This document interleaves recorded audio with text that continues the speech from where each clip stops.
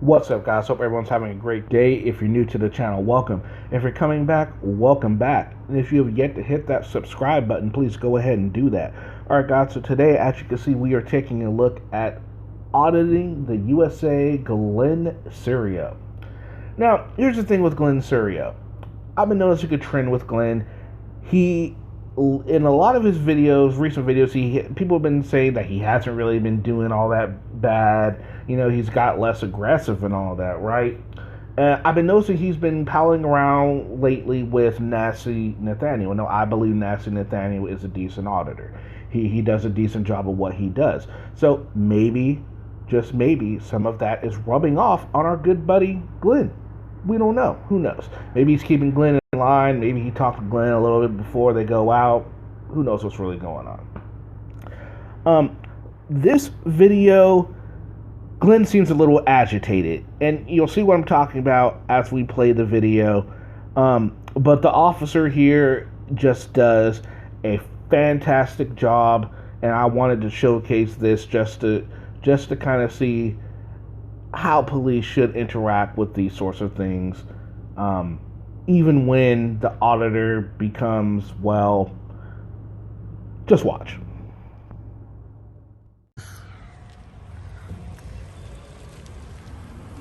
Yeah. Is he going to the church, or is he going to come over here and talk to us? He'll probably just sit there and look at us. Maybe he's going to get out, maybe not. I see a door opening.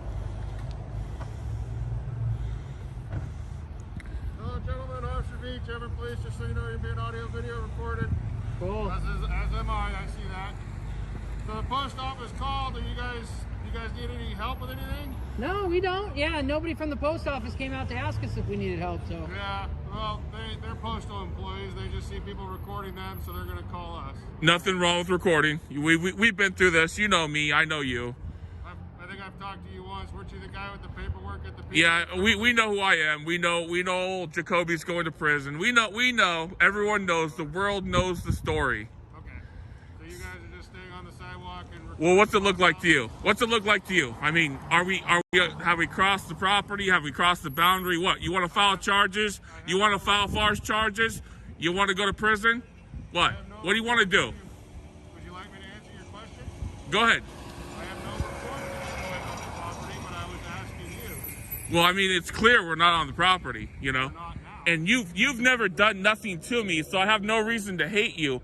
But if you act like the old Everett PD, you will be treated like them. Okay, and how am I acting like the old Everett? If you act like Fudge, if you act like Fairchild, if you act like any of those tyrants, you will be treated like them. How am I acting like I'm not saying you are. I'm saying if you do. Okay, I'm just asking questions.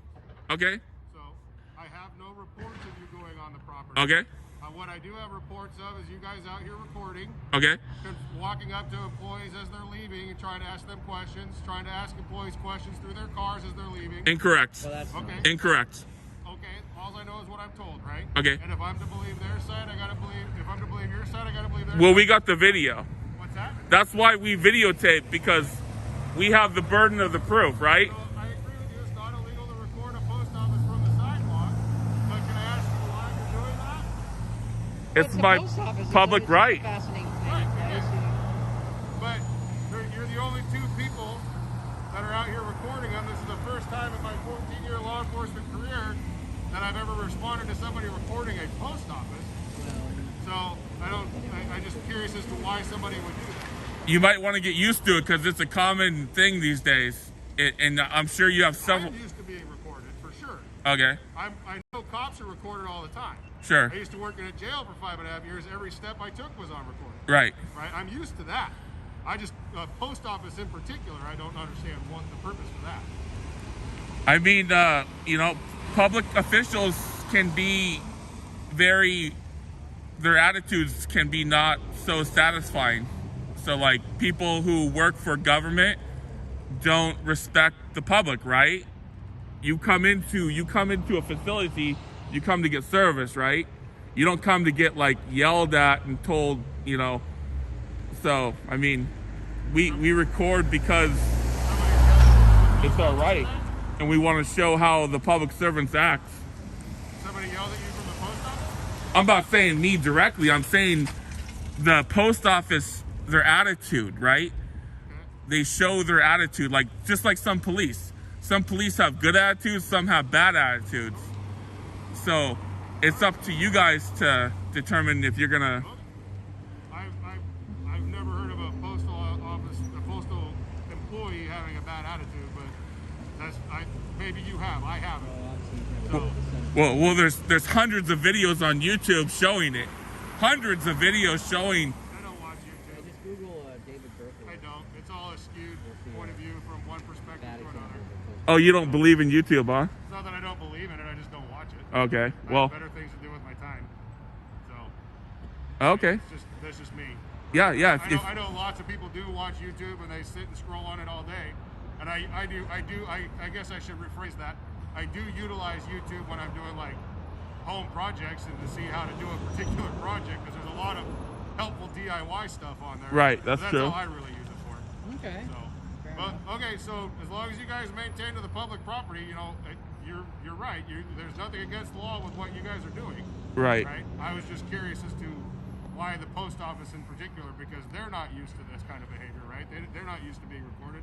They're used to showing up, moving parcels and doing their thing. That's what they do, right? Right, but if they have nothing to hide, why be worried about a camera?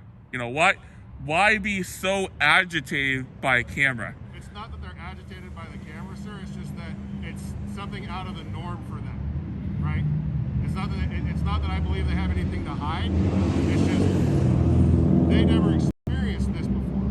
So you take these people that have worked here for 5, 10, 15, 20 years, that have showed up day in, day out to do their job, and have never experienced people out here just recording them, and it's a new thing to them, right? It's a new experience to them. It's something they're not used to. It's unlike us, where, you know, we're starting to be told, and we have been being told for the last however many years, because everybody's walking around with a high-def pocket or high-def camera in their pocket, like, you're going to be recorded, right? As a police officer, people are going to record you, right? Because that's just part of who we are, right? Because like you said, we're public servants, right? People that work with the post office they're not the same. They're not the same as us in that regard, in the sense of they understand that part. So when they see people out here, after coming here day in, day out for however many years they've worked here, never seen anybody out here at this particular location recording them, and now all of a sudden there's 2 people out here recording them, that's going to make them feel uneasy. I don't think it's necessarily because they have anything to hide. It's just because it's something that they're not used to or haven't experienced before. Does that make sense? Yeah, fair enough. I mean, it's just like it's something you've been doing the same thing day in, day out for however many years of your life, and then all of a sudden one thing changes that you're not used to. It might make you feel uneasy as well, right? So that's what I think this is. Well, there's a reason that led to this, right? People don't just grab cameras and record. That something happened in their life. Somebody did something, right? And in my case, it was Everett PD. Brett Jacoby, false charges. I was accused of reckless driving. And are you taking that up with the courts? Oh, it's going to district court, and I'm filing federal charges as well. So Sounds like you're dealing with that perceived transgression. what's that? You have an attorney and all that stuff, I'm assuming, and Yes. you're dealing with it? Correct. More power to you. Correct. Right? Yep. If you feel that you were wrong, you do what you think you got to do, right? But the problem is the prosecutor believes the badge. Like, you're teamed up with the prosecutor. So Mike Fisher is like, oh, the Everett police are the best in the world.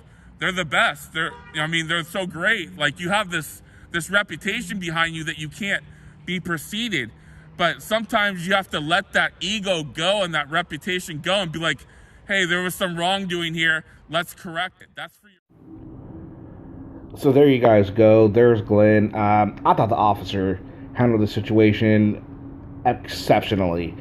He came in, he let him know, look, I got a call. This is where I'm at. Glenn immediately is in defensive mode.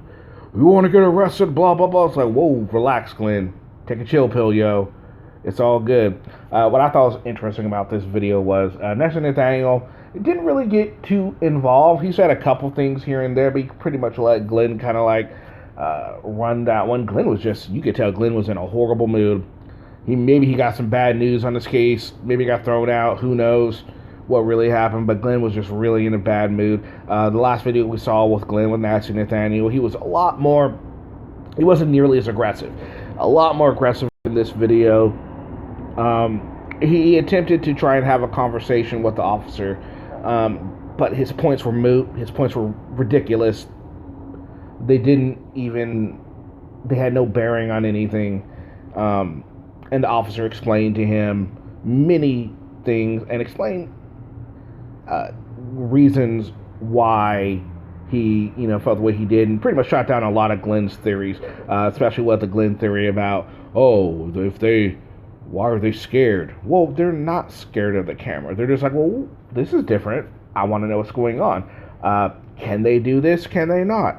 And the police come and they let them know that that's what they're allowed to do, that, right? And this officer did a great job. He didn't try and harass either one of them. He didn't tell them they were breaking the law. He actually stayed and had a conversation with them. Now, I know a lot of you guys don't believe that they should do that. You wish they would just tase them and stuff like that, which would be more entertaining than this. But I think this is definitely more educational, and it kind of shows that, police departments are definitely learning how to deal with these individuals, deal with these type of situations. The officer de-escalated the situation professionally. He did a fantastic job. Kudos to the officer. Glenn started out hot, kind of came in, tried to have a insightful conversation, failed, which is what he does, which is probably why he started out all hot, because he realizes that's what's going to get him his views. Let me know what you guys think about the situation. How did the officer do? How did Glenn do? Nestor Nathaniel, of course, didn't really get too involved. He's usually a pretty good auditor, so if you want to check him out, I would suggest going ahead and doing that. He's a decent auditor. Alright guys, I hope you all have a fantastic day, and I will see you again with another video. Peace. I can't believe you two took that raving lunatic seriously. What do you think this is?